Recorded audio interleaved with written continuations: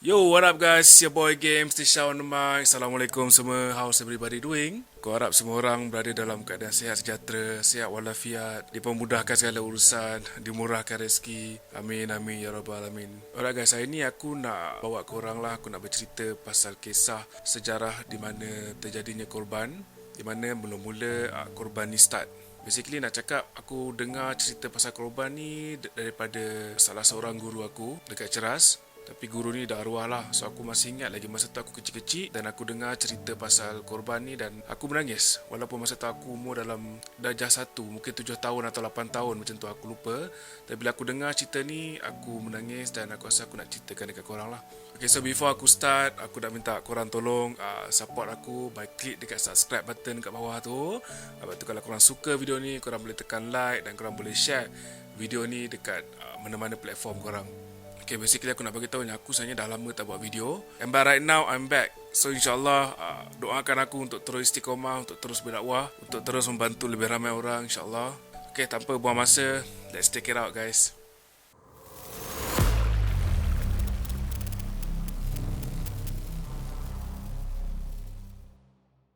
Okay, coming back. Okay, aku rasa ramai dah tahulah siapa Nabi Ibrahim AS. Okay, sebenarnya ada banyak cerita lah daripada kisah Nabi Ibrahim ni. Tapi hari ni aku nak berceritakan tentang sejarah di mana terjadinya korban.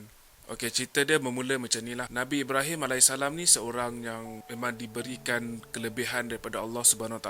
Beliau mempunyai harta yang banyak dari segi binatang peliharaan. Ya, binatang peliharaan macam kambing, ada lembu, ada unta. So memang banyak dia punya binatang peliharaan ni lah. Sampaikan ada satu cerita ni yang mengatakan macam mana baginda, iaitu Nabi Ibrahim AS, dia nak tengok macam mana dia nak kontrol binatang-binatang tu. Dia kena duduk dekat atas satu bukit yang tinggi. Dia boleh tengok semua binatang-binatang tu. So just imagine berapa banyak dia punya binatang haiwan peliharaan yang Allah kurniakan. Sebelum terjadinya hari raya korban ni, memang dah menjadi kebiasaan lah Nabi Ibrahim AS dia akan korbankan haiwan peliharaan dia. So lepas saja dia dah korbankan haiwan-haiwan peliharaan dia memang, dan dia agikan kepada sekitar ni lah. Mungkin dalam fahaman kita sekarang boleh kata sekitar area rumah dia ke, itu aku tak pasti sangat. Tapi yang nak disampaikan dekat sini memang baginda memang dia korbankan haiwan-haiwan peliharaan dia dan lepas tu dia akan agihkan dekat sekitar. Ada riwayat yang mengatakan Nabi Ibrahim AS ni biasa berkorban 100 ekor unta, 300 ekor lembu dan 1000 ekor kambing biri-biri. So korang boleh imagine lah berapa banyak haiwan peliharaan yang Nabi Ibrahim ni ada. So imagine kalau 1000 ekor kambing biri-biri dia korbankan, memang banyak sangat haiwan peliharaan yang Allah berikan kepada Nabi Ibrahim AS. So disebabkan sifat baginda yang selalu berkorban orang-orang sekeliling memang sangat mengagumi kebaikan yang dilakukan oleh Nabi Ibrahim AS. Ramai orang yang puji dia. Ada yang berkata, sungguh luar biasa engkau Ibrahim, sebanyak ini kau berkorban dan tidak ada sedikit penyesalan dan kesedihan pun di wajah kau. Tidak ada orang yang sebaik engkau Ibrahim. Ya, so boleh kata terlalu banyak pujian yang diberikan kepada Nabi Ibrahim AS. Dan sampailah satu ketika tu Nabi Ibrahim menjawab pujian tersebut dengan berkata, korban sebanyak ini tidak seberapa. Andai kata suatu hari nanti Allah kurniakan aku anak dan Allah memerintahkan aku untuk menyembelih anak itu, akan aku sembelih dia. Sebenarnya kenapa Nabi Ibrahim bercakap macam tu bukan untuk tujuan sombongkan diri, tapi sebab ketaatan dia kepada Allah SWT. Apa pun yang Allah perintahkan, Nabi Ibrahim akan laksanakanlah. Dia akan buat apa saja Allah suruh, memang dia akan buat. Dan ada riwayat mengatakan masa dia bercakap macam tu, baginda masa tu berumur 80 tahun. Dan masa tu Nabi Ibrahim rasa macam dia dah umur 80 tahun, memang takkan ada anak lah ni. Dan sebab itulah dia ucapkan perkataan tadilah. So singkat cerita, selepas beberapa tahun daripada peristiwa tu, Nabi Ibrahim pun dah lupa dah dengan apa yang dia cakap. Dan ada satu cerita lepas tu yang aku rasa aku tak perlu ceritakan lah, cuma aku singkatkan saja. Nabi Ibrahim berkata, dan apa yang dia kata ni tertulis dalam surah As-Saffat ayat 99. Sesungguhnya aku harus pergi menghadap Tuanku, dan semoga Allah memberikan hidayah kepadaku. So lepas tu Nabi Ibrahim pun pergi ke suatu tempat. Dan dalam masa yang sama, baginda berdoa agar dikurniakan anak. Doa Nabi Ibrahim ni tertulis dalam surah As-Saffat jugalah, ayat 100. Yang bermaksud, ya Tuhanku, anugerahkanlah kepadaku seorang anak yang termasuk anak yang soleh. So basically korang boleh buka lah surah As-Saffat ayat 100. Ini doa yang dibacakan oleh Nabi Ibrahim. Sebab dia tak ada anak, so dia baca banyak kali doa ni. Dan menjadi macam zikir lah daripada pemahaman aku. Dan aku percaya kalau anda kata siapa yang nakkan zuriat yang tak ada anak, kalau korang amalkan doa ni, InsyaAllah dengan izin Allah rezeki tu akan sampai. Okay, coming back. So lepas saja Nabi Ibrahim berdoa dan terus berdoa dengan doa ni, dan akhirnya doa Nabi Ibrahim tu pun terjawab. Dalam surah yang sama, surah As-Saffat ayat 101, Allah berfirman, dan kami berikan kabar yang gembira, iaitu dengan kelahiran anak yang sabar. Dan anak Nabi Ibrahim bernama Nabi Ismail lah. Okay, lepas tu dipendekkan cerita, Nabi Ismail tu membesar dan sampai umur 7 tahun. Pada 8 Zulhijjah, Nabi Ibrahim tertidur di Mina.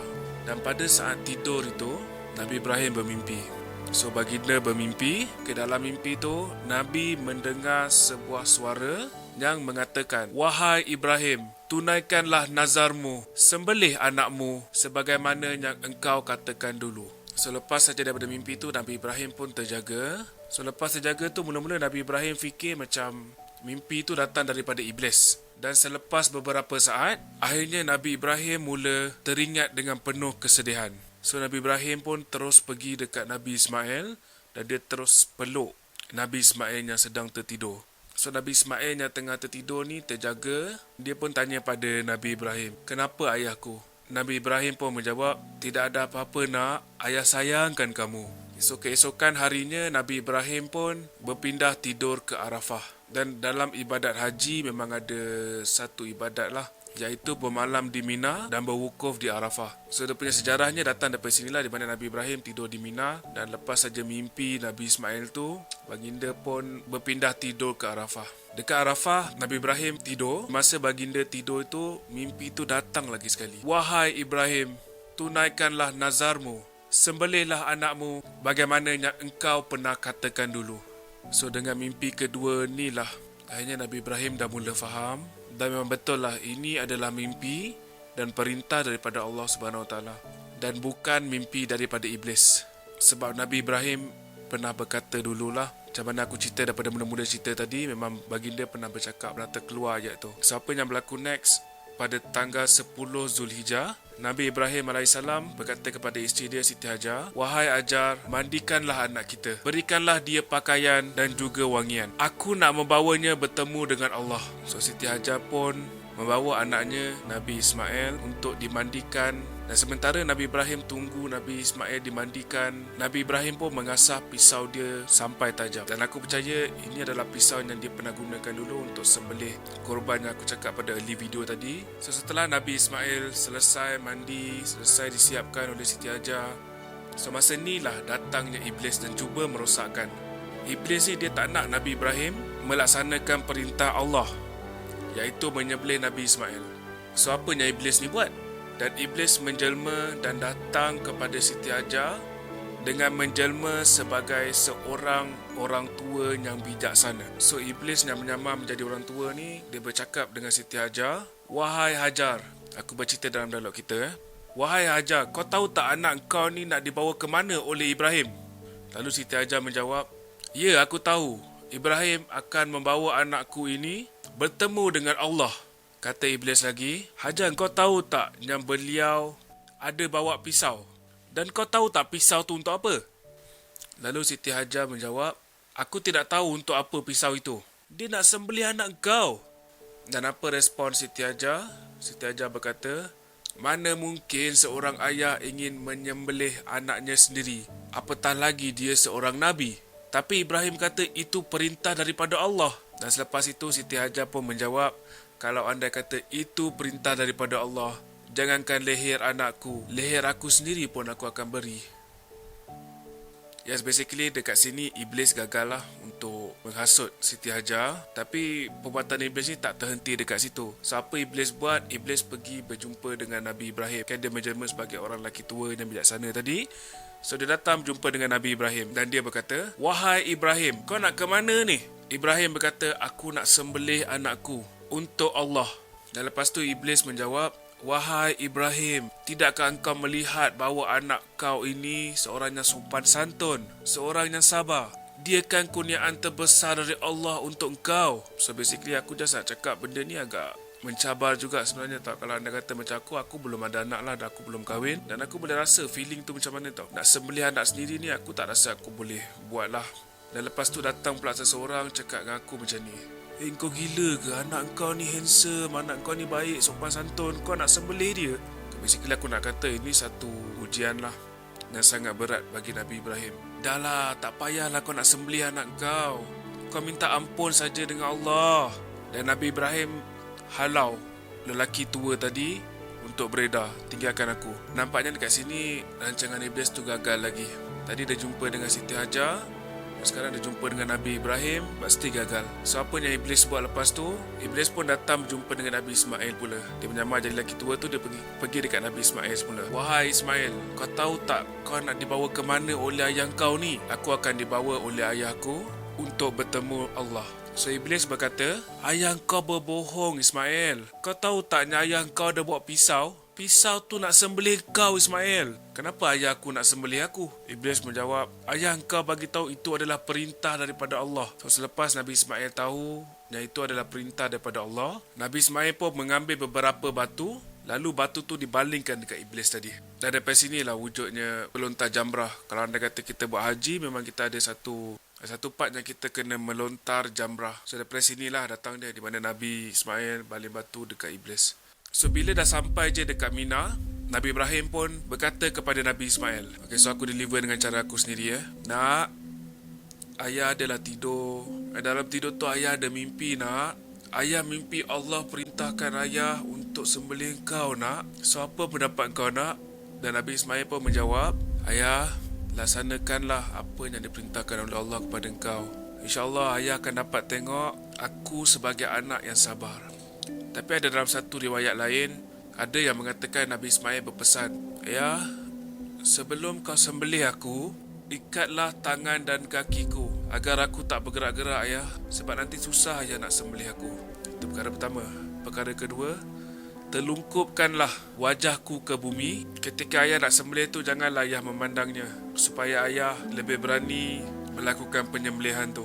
Yang ketiga, tajamkanlah pisaumu ayah, agar aku tidak terlalu lama merasakan sakitnya mati.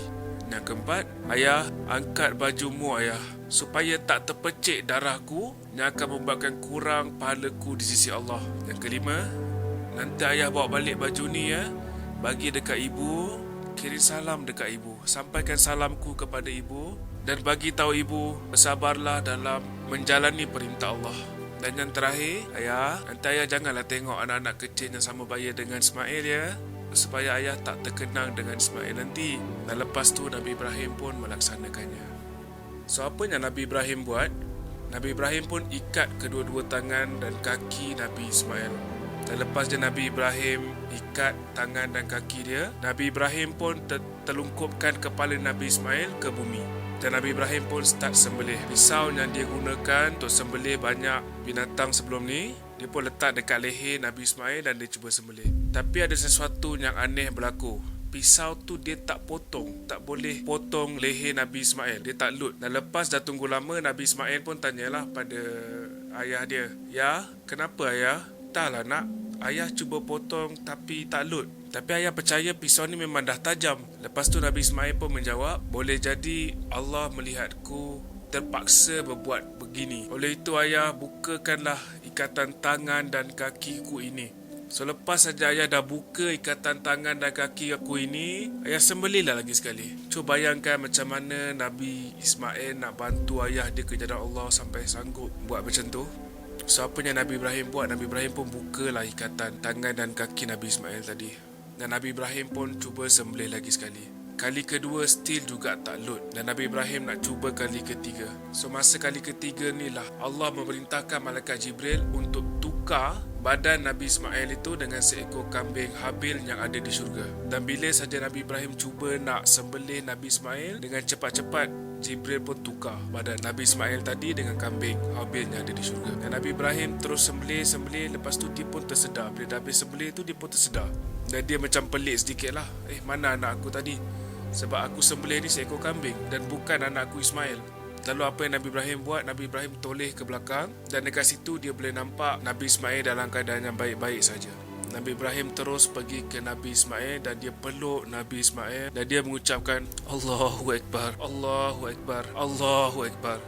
Ini adalah satu momen yang bagi aku amat menyentuh hati lah, sebab ujian yang diberikan kepada Nabi Ibrahim nak sembelih anak dia sendiri. So basically aku admit aku belum kahwin lagi dan aku belum ada anak lagi. Tapi bayangkan kalau anda kata aku kena sembelih anak aku sendiri. Nah, ini satu momen yang aku tak tahu nak describe macam mana, tapi dia amat menyedihkan lah. Ada orang kat dalam dunia ni dia tak ada keberanian nak tumbuk muka orang. Maksudnya nak menyakitkan orang tu dia tak berani.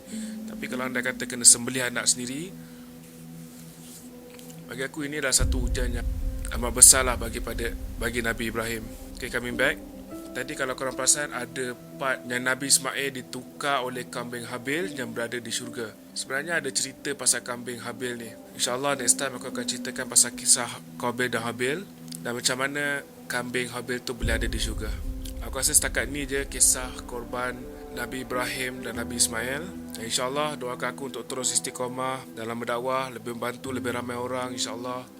Dan aku konsisten untuk buat video. Terima kasih pada semua yang menonton sampai habis. Aku doakan korang dimurahkan rezeki, dipermudahkan segala urusan, diampunkan dosa oleh Allah SWT.